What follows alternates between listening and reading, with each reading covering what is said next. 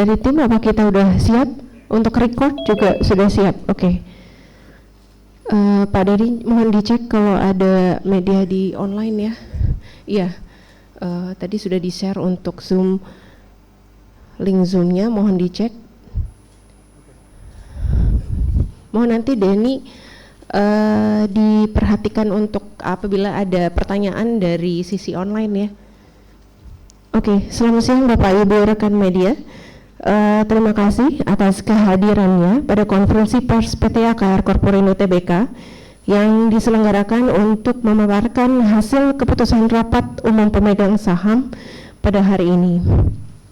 Pada kesempatan ini, perseroan akan menyampaikan ringkasan hasil keputusan RUPS yang telah diselenggarakan hari ini, kemudian gambaran singkat mengenai kegiatan usaha pada tahun 2025 serta arah strategis perseroan ke depan.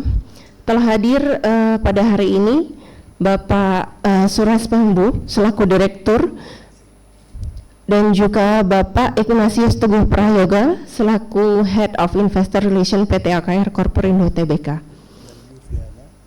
Dan saya selaku moderator juga sebagai Corporate Secretary Officer untuk menyampaikan ringkasan hasil keputusan RUPS perseroan yang telah diselenggarakan hari ini serta memberikan gambaran singkat mengenai arah strategi dan kegiatan usaha perseroan ke depan. Kami persilakan kepada Bapak Suras Pembu selaku Direktur PT AKR Corporindo Tbk. Kepada Pak Sures kami persilakan. Terima kasih Viana. Selamat siang untuk wartawan yang sudah hadir di preskon ini in person dan juga berapa yang join pakai Zoom. Terima kasih. Saya sedikit baca terkait hasil RUPS dan RUPS luar biasa yang baru saja sudah diselenggarakan hari ini tanggal 27 April 2026 di AKR Corporindo Tbk. Hari ini ada dua acara, satu adalah RUPS tahunan 2026 yang mana sudah menyetujui pembagian dividen tunai untuk tahun buku 2025 sebesar Rp100 per saham dengan total nilai sekitar 1,98 triliun rupiah. Itu cerminkan rasio pembagian atau dividend payout ratio sebagai 80,08% dari laba bersih tahun 2025. Saya again repeat, hari ini RUPS tahunan sudah setujui pembagian dividen tunai untuk tahun buku 2025 sebesar Rp100 per saham dengan total nilai sekitar 1,98 triliun. Payout ratio adalah 80,08% dari laba bersih tahun 2025.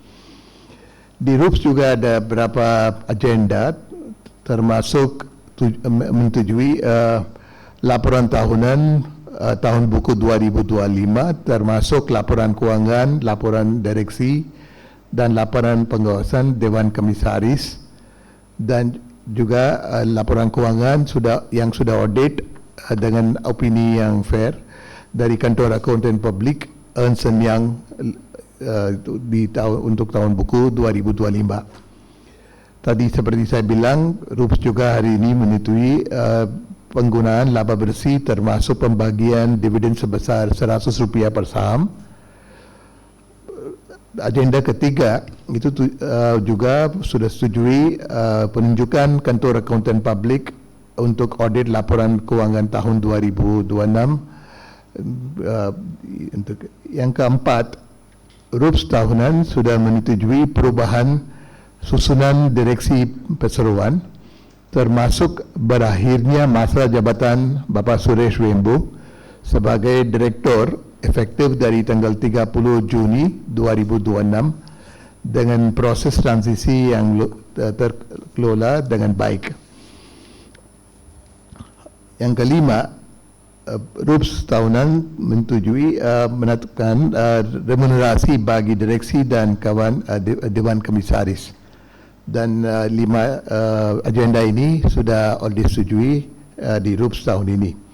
Setelah RUPS juga perusahaan ada RUPS luar biasa itu menyetujui penyusunan anggaran dasar perseroan terkait dengan KBLI tahun 2025 sesuai dengan ketentuan regulasi yang berlaku tanpa berubah kegiatan usaha utama perseroan.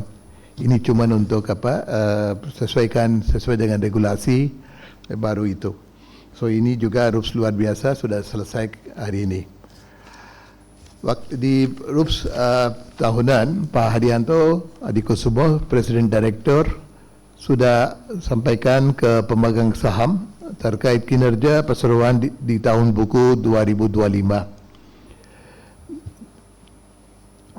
Bapak Hadianto Adikusumo sampaikan bahwa tahun 2025 mengasakan kekuatan fondasi bisnis perseroan melalui modal usaha yang terintegrasi di bidang distribusi energi, logistik dan kawasan industri. Di tengah tantangan global yang tandai oleh beberapa isu geopolitik, volatilitas harga minyak dan komoditas, serta dinamika rantai pasok, perseroan mampu mencatatkan kinerja yang resilient dan berlanjutan, didukung oleh disiplin operational eksekusi strategi yang konsisten serta tahanan keuangan yang kuat. Untuk gambaran kinerja keuangan tahun buku 2025, AKR Koperindo catat pendapatan sebesar 46,02 triliun dan laba bersih untuk tahun 2025 sekitar 2,47 triliun. Itu meningkat 11% bandingan dengan tahun sebelumnya. EBITDA di tahun 2025 akan catat sebesar 3,67 triliun. Ini kinerja cerminkan tidak hanya pertumbuhan tetapi juga meningkatkan kualitas pendapatan dan efisiensi operasional. Per tahun 2025 AKR catat return on equity sebesar 20%. Dan return on asset sebesar 7%, serta struktur kemodalan yang sehat dengan debt to equity ratio sebesar 0,3 kali dan posisi kas bersih yang kuat. AKR tetap lihat ke depan, perseroan akan terus fokus pada penguatan distribusi energi dan bahan kimia, dan juga kawasan industri ekonomi khusus JP sebagai mendorong pertumbuhan jangka panjang serta meningkatkan efisiensi operasional melalui digitalisasi dan optimalisasi rantai pasok. Juga AKR di JP bangun beberapa infrastruktur untuk recurring income ke depan dan juga kuatkan logistik infrastruktur untuk distribusi dan jaringan retail energi untuk dukung ketahanan energi nasional. Ini semua sudah masuk di press release yang sudah bagikan ke wartawan dan bisa dapat juga lewat corporate secretary untuk distribusi ini. Dengan ini saya mungkin buka untuk question and answer. Terima kasih. Selanjutnya kami membuka sesi tanya jawab bagi rekan-rekan media. Kami persilakan untuk memperkenalkan diri dan media yang diwakili sebelum memberikan pertanyaan. Silakan. Cek.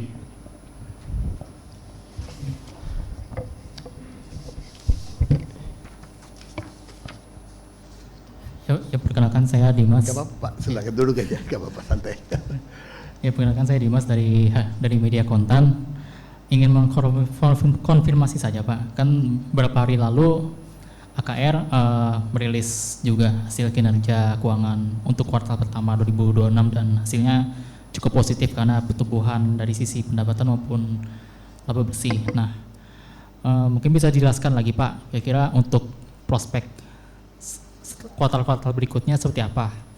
Apakah nantinya kawasan industri JP bisa kembali menjadi tulang punggung bagi penguatan kinerja Akra atau bagaimana?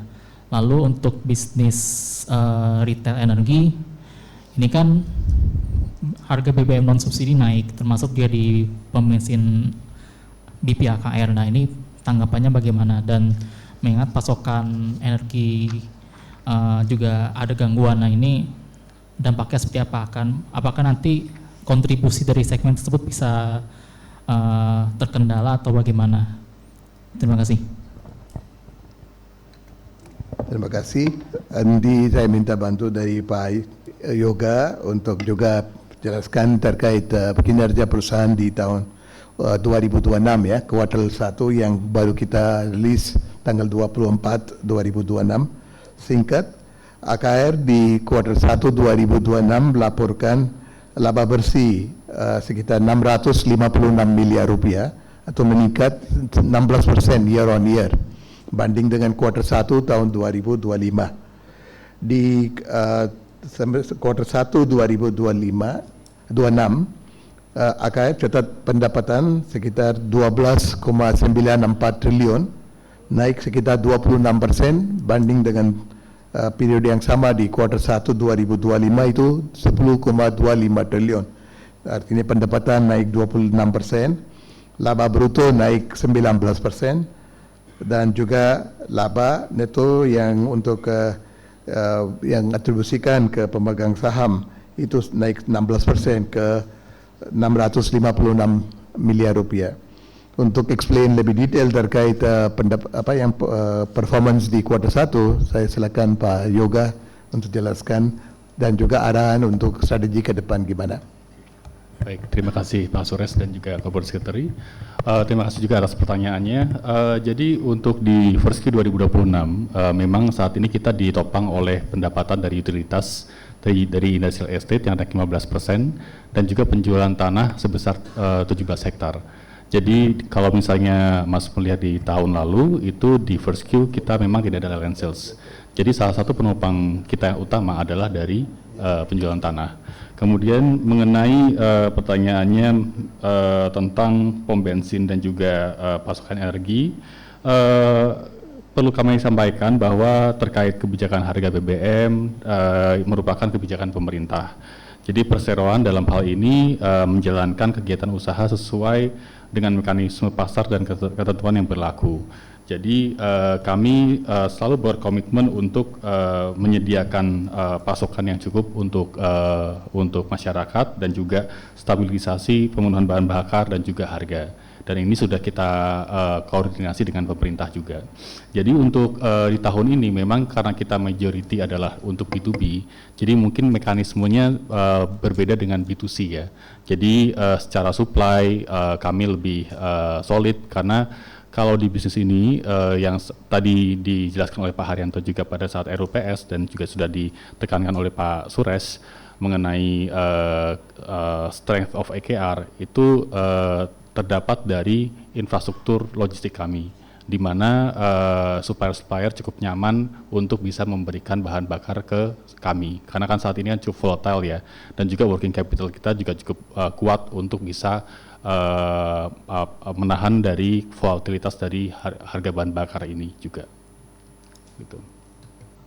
Saya cuma mau tambahan untuk distribusi BBM, kalaupun B2B atau untuk industri ya, yang kita supply ke pelangganan-pelangganan di plantation, di mining, untuk kapalan dan semua itu lancar, dan logistik dan supply chain yang AKR tadi Pak Yoga juga bilang kuat. So kita untuk sekarang semua aman ya, stoknya sudah tersedia dan business model AKR adalah formula based, so semuanya sesuai dengan harga minyak dunia kita pass through to consumer.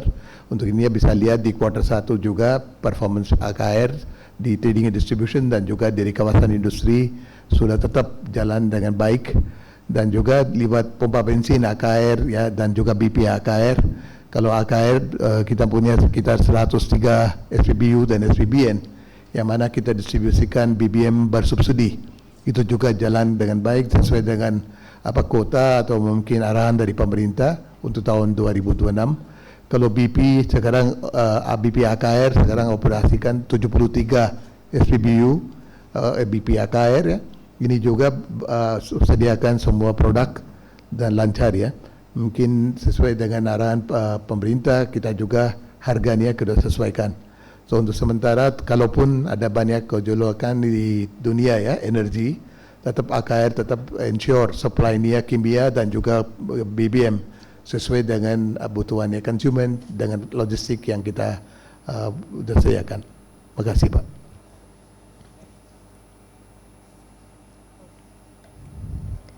Oke, selanjutnya silakan Pak. Assalamualaikum, selamat siang Bapak Ibu. Perkenalkan, saya Akbar dari Bisnis Indonesia. Izin beberapa pertanyaan. Yang pertama terkait target dari Akra sendiri di tahun ini, target laba bersihnya seperti apa, termasuk di pendapatan, dan boleh dirinci tiap segmen seperti apa. Kemudian yang kedua terkait outlook industri. Sekarang ini kan harga minyak lagi naik dan rupiah turun, di mana perseroan membutuhkan minyak itu kan dari impor. Kalau saya hitung di kinerja kuartal 1 ini walaupun naik tapi net profit marginnya kan turun dari 5,5% jadi 5,1, yang artinya ada beban yang membesar. Yang ingin saya tanyakan, bagaimana strategi perseroan mengarungi 2026 di tengah kondisi seperti ini, apalagi kalau saya lihat posturnya ini kan perdagangan BBM pihak ketiga ini kan yang paling besar Pak di bisnis perseroan. Kemudian yang ketiga terkait capex yang dialokasikan di tahun ini berapa, kemudian menyambung soal itu untuk strategi pendanaan perseroan seperti apa, apakah akan banyak mengandalkan equity atau menarik utang baru. Terima kasih. Ya, saya mungkin jawabkan mungkin strategi seruan terkait gimana harga komoditas atau harga minyak atau kimia, gimana itu pengaruh dengan performance-nya AKR. Sejak tahun 2005 waktu AKR masuk di bisnis distribusi BBM industri dan juga sejak tahun 2010, AKR selalu lihat risk management yang penting. Harganya naik atau harganya turun, harga seperti Bapak bilang sekarang kursnya juga melemah rupiah gitu. Tapi kalau lihat yang risk managementnya di AKR dan business model AKR, selalu kita waspadai terkait dengan net open position kita. Tadi seperti saya bilang di B2B selalu itu pakai formula based pricing. Yang apapun adalah harga minyak kita pass through untuk customer dan kita jaga efisiensi perusahaan untuk marginnya. Ya betul kalau Bapak bilang tadi laba bersih naik 16%, tapi kalau kita lihat persentase itu pengaruh dengan harga jualan minyak. Artinya jumlah amount AKR tetap naik, tapi yang harga penjualan minyak naik, kelihatannya net margin turun. Tapi itu gak ada masalah terkait itu. Masalahnya pricingnya adalah formula based pricing. So yang untuk forex juga, kalaupun kursnya rupiah banding dolar, kita selalu hedging Pak. Kita nggak mau open position. Kalau kita import produknya dari luar negeri atau ada risiko terkait forex, selalu AKR lakukan hedging pakai forward cover atau mungkin hedging lainnya. Untuk ini tidak ada masalah mengenai forex loss-nya. Terkait dengan pendanaan, kalau kita lihat perusahaan punya cash yang kuat lebih dari 7 triliun rupiah. Yang kedua, net gearing AKR sekarang rendah. Kita kata net cash. Artinya kas yang ada di laporan keuangan per 31 Maret banding dengan debt atau hutang ke bank. Hutang ke bank lebih rendah daripada cash yang kita punya. Artinya kita ada di situasi net cash. Untuk ini AKR di situasi yang kuat dan selalu kita juga reward our shareholder dengan dividen yang cukup tinggi ya. Seperti kita lihat dalam waktu 3 tahun terakhir, AKR punya dividend payout ratio di atas 80%. So basically dengan situasi ini kita bisa lihat risk managementnya di AKR juga sangat bagus dan strateginya. Mungkin saya silakan ke Pak Yoga untuk explain lebih detail terkait strateginya dan juga ke depan dan performance tahun ini gimana. Silakan Pak. Oke, terima kasih. Jadi untuk target perusahaan di tahun ini memang kita memberikan sedikit perubahan ya, karena memang di first Q ini kita startnya cukup strong ya. Jadi kita masih continuing current pace. Jadi ketika kita awal tahun kita targetkan kurang lebih 7-10%. Saat ini kami menjaga untuk pertumbuhan earnings tersebut agar bisa terjaga di kuartal selanjutnya. Gitu.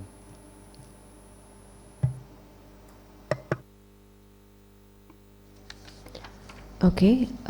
Selain itu sedikit mungkin bisa tambahkan terkait kawasan ekonomi khusus di JP di tahun 2025 dan kuartal 1 2026, mana kita lihat kontribusi dari JP untuk laba bersih AKR terus meningkat dan juga sesuai dengan yang strategi kita untuk develop kawasan ekonomi khusus JP sebagai center yang bisa menarik banyak investasi. Mungkin Pak Yoga bisa jelaskan sedikit terkait apa yang terjadi di tahun 2025 dengan ada berapa tenant-tenant baru yang sudah masuk dan juga recurring income-nya ya.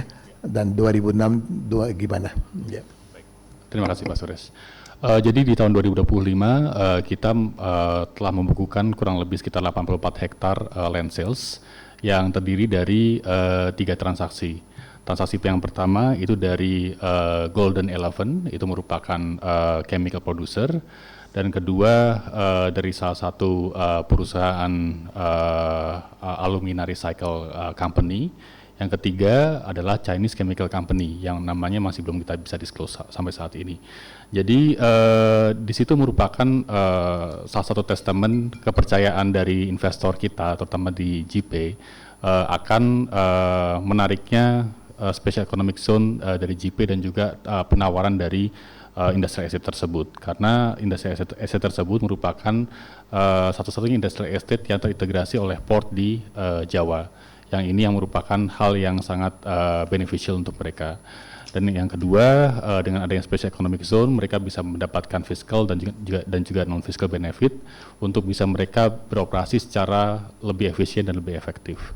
Jadi di tahun ini kita masih menargetkan kurang lebih sekitar 90 sampai 100 hektar land sales di tahun ini, dan alhamdulillah kita sudah membukukan 17 hektar di first Q ini, dan secara utilitas juga meningkat sangat signifikan.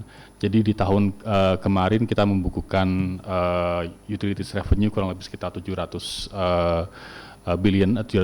miliar rupiah yang naik lebih dari 100%. Atau 2 kali lipat lebih. Terus kemudian di tahun ini dengan adanya beberapa tenant kita seperti Sini Group yang akan beroperasi secara masif di tahun ini, kami harapkan juga revenue ini akan berkembang, terutama di tahun depan karena ada 2 tenant kita lainnya yang akan beroperasi juga. Jadi kita berharap recurring income dari bisnis ini akan bertumbuh secara signifikan sehingga bisa mendapatkan pendapatan yang cukup stabil di masa depan. Gitu. Terima kasih Yoga.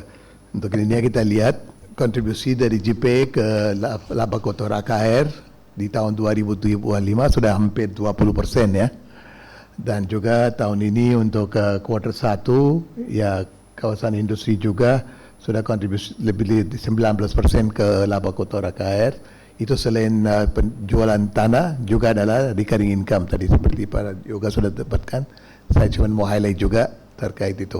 So kalau bisnis AKR kuat dari distribusi kimia, energi dan juga dari kontribusi dari JP, ke depan juga dari recurring income kita lihat already sudah ada significant contribution dengan perusahaan-perusahaan besar yang sudah masuk di JP. Dia butuh banyak listrik, air, gas, pelabuhan dan semuanya. So kontribusi ini itu tetap jalan terus Pak itu. Silakan Pak.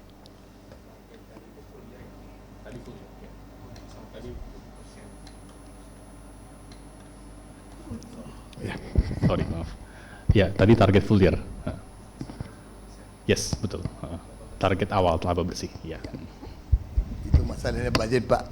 Kita harus lihat ini baru kuartal 1 sudah 16%, tapi kita lihat aja. Tapi tetap kita yakin dan positif lah. Kalau kebutuhan listrik dan chemicalnya dan juga DJP tetap kita jalani sesuai dengan budget untuk tahun buku ini Pak. Terima kasih. Belum ada.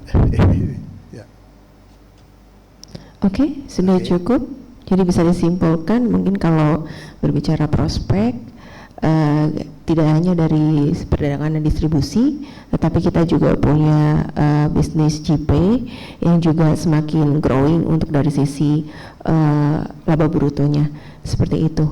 Mungkin dari media lain ada pertanyaan?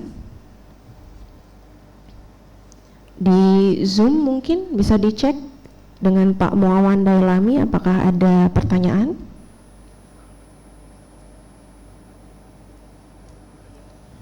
Nggak ada? Oke, nggak ada.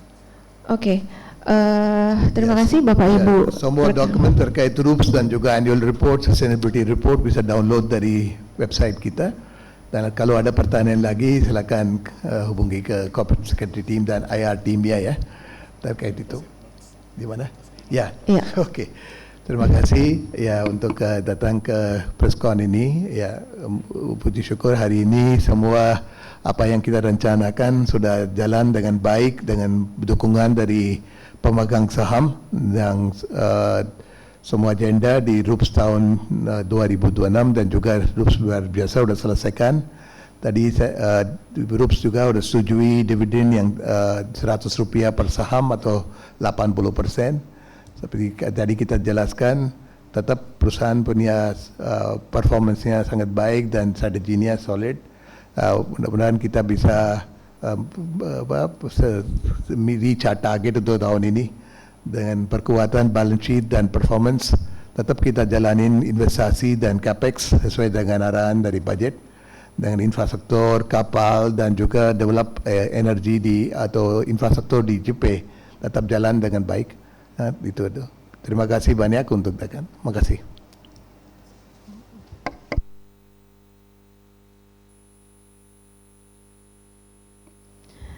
Ya, demikian konferensi pers perseroan pada hari ini terkait hasil pelaksanaan RUPS. Apabila terdapat pertanyaan lebih lanjut, rekan-rekan media dapat menghubungi tim Corporate Secretary dan Investor Relation. Terima kasih atas perhatian dan rekan media sekalian. Selamat siang.